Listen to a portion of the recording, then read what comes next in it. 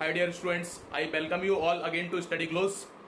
And बहुत सारे students के डाउट है कि सर यूजीसी नेट जेआरएफ का पेपर कैसे अटेम्प्ट करें। बहुत सारी क्वेरीज आई मुझे, है ना। जब एलएलबी, एलएलएम, यूजी क्लैट और ये PG CLAT, Delhi university, Jamia और बीएचयू का, इनके जब मैंने स्ट्रेटजी आपको बताया कैसे आपको अपीयर करना है to crack all these legal entrances, तो कई सारे स्टूडेंट्स का डाउट है कि यूजीसी नेट जेआरएफ को कैसे क्रैक किया जाए। तो मैं आपको बताता हूँ शॉर्टेस्ट सबसे बेस्ट स्ट्रेटजी।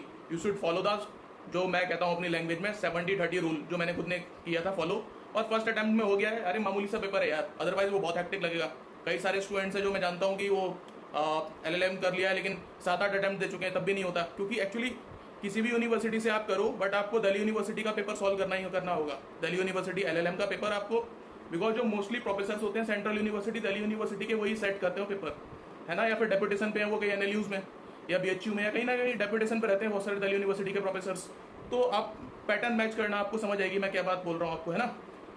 जो दिल्ली यूनिवर्सिटी का पेपर है एलएलएम पीजी एंट्रेंस का या पीएचडी का आता है, पीएचडी का तो चलो बहुत ही वो नॉर्मल सा हो जाता है, वो कोई नहीं। और एलएलबी का भी आप वो नहीं देखना, आपको देखना है मेनली दिल्ली यूनिवर्सिटी एलएलएम का एंट्रेंस का पेपर, है ना। उसको आप मैच करना, और किसी भी पीजी क्लैट या फिर किसी और लीगल एंट्रेंस के, मास्टर्स के एंट्रेंस को मैच करना, तो आपको सबसे ज्यादा सिमिलरिटी इससे ही मिलेगी। क्योंकि जब मैंने अपियर किया था तो अराउंड 18 to 20 क्वेश्चंस रिपीट हुए थे और खटाखट टिक कर दिया, है ना, फर्स्ट अटेम्प्ट में डन। तो इस मतलब स्ट्रेटेजिकली आप जाओगे, आपको पता होना चाहिए पढ़ना क्या है। तो मैं आपको बताता हूँ, देखो यूजीसी, ज्यादा टाइम हम इस पे स्पेंड नहीं करते हैं। यूजीसी नेट जेआरएफ के लिए आपको ना 5 प्रीवियस दिल्ली यूनिवर्सिटी के रिसेंट पेपर पक्का लगा के जाने हैं, क्योंकि उससे रिपीट होंगे आपके क्वेश्चन। 20 to 30% क्वेश्चन सीधा रिपीट होने की अच्छी खासी प्रोबेबिलिटी है ना। और क्योंकि दिल्ली यूनिवर्सिटी के प्रोफेसर होते ही होते हैं उस पैनल में, तो आप समझ रहे हो ना उनका माइंडसेट। जो दिल्ली यूनिवर्सिटी एलएलएम के लिए या पीएचडी एंट्रेंस के लिए वो पेपर सेट करते हैं, या फिर एलएलबी के लिए जो उन्होंने बेसिक क्वेश्चंस लॉ के रखे हैं, तो मोस्टली जो रिपीट होंगे वो दिल्ली यूनिवर्सिटी एलएलएम से होंगे। आप पीएचडी और एलएलबी छोड़ दो, दिल्ली यूनिवर्सिटी एलएलएम से रिपीटिशन आपको बहुत अच्छा खासा मिलेगा। लास्ट 5 ईयर्स आपको छोड़ने नहीं है। पैटर्न चेंज हुआ है 2017 के बाद, 100 क्वेश्चन आते हैं। तो आपको देखो, कोई भी एनएलयू वगैरह या क्लैट के भी थोड़े बहुत आएंगे, बट दिल्ली यूनिवर्सिटी के प्रोफेसर डेपुटेशन पे होते ही होते हैं यार। अगर क्लैट में भी हैं वो, या दिल्ली यूनिवर्सिटी बीएचयू कहीं भी है, तो उनका माइंडसेट आप समझ रहे हो ना। उस और सबसे हार्डेस्ट पेपर जो आता है, कई का जुडिशियल सर्विसेज नहीं निकलता है या निकल जाता है, बट दिल्ली यूनिवर्सिटी का पेपर नहीं निकलता है। मैं जानता हूँ कई सारे ऐसे जजेस लगे हुए हैं यूपी में या एमपी में, उनका दिल्ली यूनिवर्सिटी का एलएलएम का पेपर नहीं निकलता है यार, नेट का भी नहीं निकल पाता है। क्योंकि वहाँ पे आपको सीधा अच्छे से लर्न करना होता है। अगर आपकी राइटिंग स्किल थोड़ी ठीक है तो प्री तो निकल जाएगा, मेंस आप निकाल दोगे, बट यहाँ पे थोड़ा टफ हो जाता है ना। आईएलआई वगैरह का अच्छा पेपर है, पीजी क्लैट का अच्छा है, निकल जाता है, वो सब भी क्रैक किए हैं, है ना। तो बट इसके लिए, नेट के लिए वाइस वर्सा, देखो अगर आपको दिल्ली यूनिवर्सिटी क्रैक करना है तो आप 5 पास्ट ईयर यूजीसी नेट के पेपर भी सॉल्व करके जाना। तो दिल्ली यूनिवर्सिटी आपको एलएलएम क्रैक करने में, क्योंकि वैकेंसीज बहुत कम है ना, वो ईजी होगा।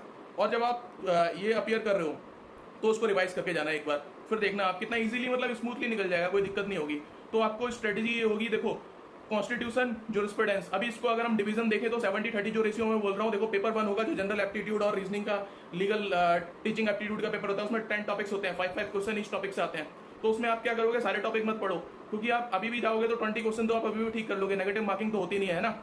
तो आप थोड़ा पढ़ लोगे तो क्या होगा कि मैं चाहता हूँ आप 30 क्रॉस कर जाओ वहाँ पे, 20 तो अभी भी कर लोगे, 30 to 35 समवेयर, जितना ऊपर जा सकते हो 30 से, वो आपकी फिर लक है ना उस दिन। तो आप उसमें थोड़े थोड़े क्वेश्चन सॉल्व करना, 50-50 एमसीक्यू लगा लेना हर टॉपिक पे। तो फिर आपका क्या होगा कि एक कमांड आ जाएगी आपकी, और आप 2-3 टॉपिक छोड़ भी सकते हो जो आपको ना थोड़े से पकाऊ टाइप के लग रहे हो, छोड़ देना उनको, कोई दिक्कत नहीं है। आप 6 या 7 टॉपिक या 8 टॉपिक जो आपको अच्छे लगते हैं, 10, 9 पूरे के पूरे कर सकते हो तो अलग बात है। अदरवाइज 6 मिनिमम करके जाओ, 4-5 टॉपिक छोड़ दो, कोई दिक्कत नहीं है, ठीक है, पेपर 1 में। उसके बाद आप जब लॉ वाले पे आओगे तो आपको क्या करना है, लीगल, उसमें एप्टीट्यूड वाले में आपको क्या करना है कि 50 में से आपके 30 ठीक हो जाए, काम हो गया, ठीक है। तो कितने नंबर आ गए, नेगेटिव है नहीं, 100 में से आपके आ गए 60 नंबर, ठीक है।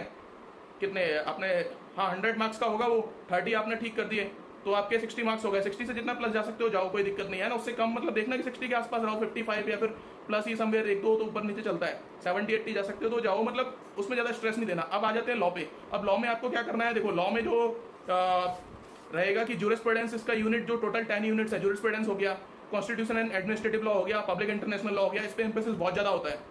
टोटल 100 क्वेश्चन आते हैं, 200 मार्क्स के, इसमें भी नेगेटिव नहीं है, टोटल 300 मार्क्स का पेपर है ना। और नेट की जो कट ऑफ जाती है जनरली वो जाती है अराउंड 172 to 176 या 178 वेरी करती है, और जेआरएफ के लिए वेरी करती है 192 to 196 समवेयर, इतना वेरी करती है ना। तो आपको होगा क्या, देखो आप इस स्टडीज से जाओगे तो आपका स्कोर कैसे बनेगा।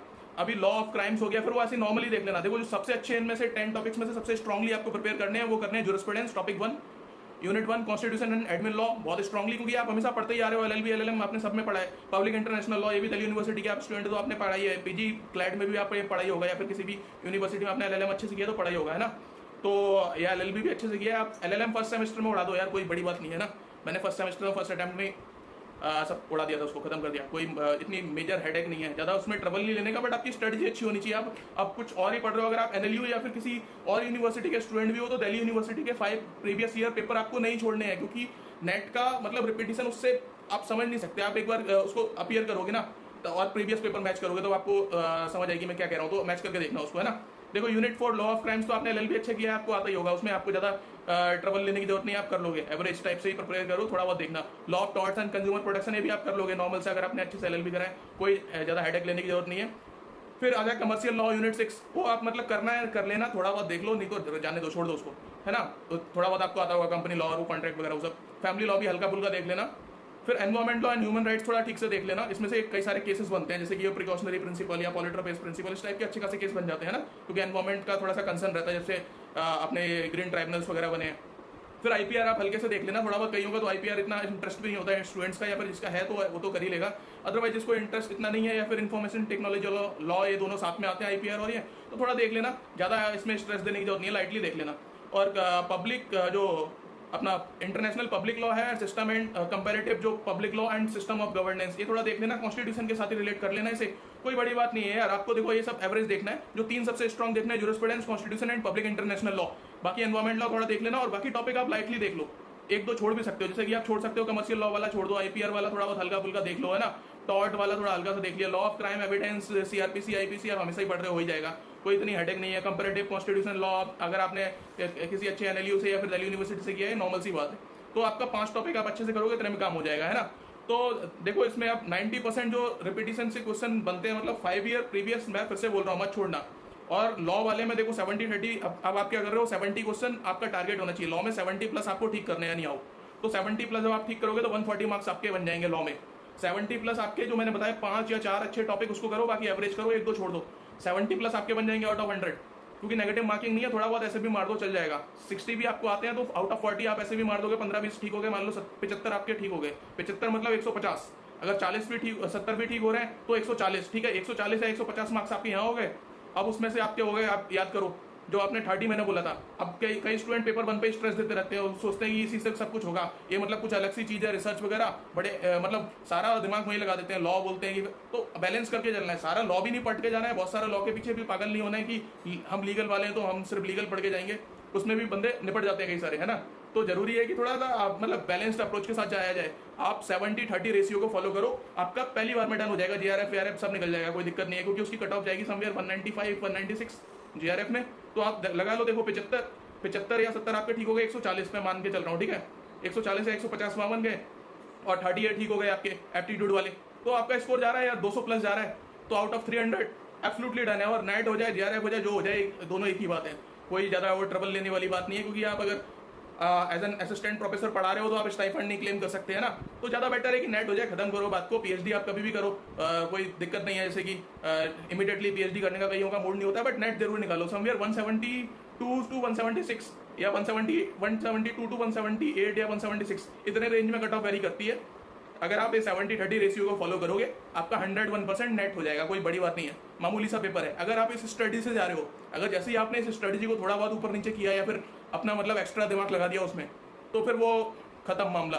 क्योंकि जैसे ही आप वहाँ 25 नीचे गए, खत्म। क्योंकि अच्छे खासे टफ क्वेश्चन आ जाते हैं पेपर 1 में, आप कितनी भी तैयारी करके जाओ, आपके 35 मतलब 35 भी ठीक होते हैं उसमें यार, क्योंकि ऐसे क्वेश्चन होते हैं उसमें करने लायक ही नहीं होते, इतना पकाऊ होता है पेपर 1, है ना। तो अगर आप बहुत ही ज़्यादा पढ़ के जाओगे, आप 35 कर लोगे, कोई फायदा है उससे। और अभी भी थोड़ा सा पढ़ के जाओगे तो भी आप 30-32 कर ही लोगे, या बिल्कुल नहीं पढ़ के जाओगे, अभी भी थोड़ा बहुत ठीक स्टूडेंट है, रिसर्च मेथडोलॉजी पेपर पढ़ा होगा तो 25, 20, 22 तो अभी भी कर लेगा। तो थोड़ा सा उस पर स्ट्रेस दो, 30 क्रॉस करो। और यहाँ पे आपको लॉ में अपना थोड़ा सा रिवाइज करके जाओ, जो मैंने टॉपिक बोले हैं वही वाले, क्योंकि उनसे ज़्यादा क्वेश्चन आएंगे, है ना। तो हमें तो पेपर क्लियर करना है, हमें वहाँ पे कोई एक्सपर्टीज थोड़ी दिखानी है कि ये वाले क्वेश्चन मैं ठीक करके आऊँगा और बाकियों से मुझे मतलब नहीं है। मेरा मूड है कि आज मैं कॉन्स्टिट्यूशन और क्रिमिनल लॉ के ठीक करके आऊँगा, बाकी क्वेश्चन जाए बाढ़ में। अब ऐसा नहीं होता मेरे भाई, थोड़ा सा ना स्ट्रेटेजिकली जाओ, 70-30 इस रेशियो को मेंटेन करो, it will be done. I am saying it will be done in first attempt. आपको लगेगा इतना स्मूथली क्लियर हो सकता था पेपर, तो गो बाय दिस स्ट्रेटजी, ठीक है। और चलो best of luck dear students, करते हैं फिर हम इसको बताना मुझे, जैसा भी आपका एक्सपीरियंस हो, स्कोर आएगा या अच्छे से क्लियर हो जाएगा तो बताना मुझे कि मतलब जो मैंने स्ट्रेटजी बताई उसको प्लान करने की सेल्फ स्टडी से हो जाएगा, कोई कोचिंग वगैरह या कोई ज़्यादा उसमें जरूरत नहीं है। और थोड़ा बहुत कुछ होता है मुझे टॉपिक बता देना, मैं गाइड कर दूंगा, है ना।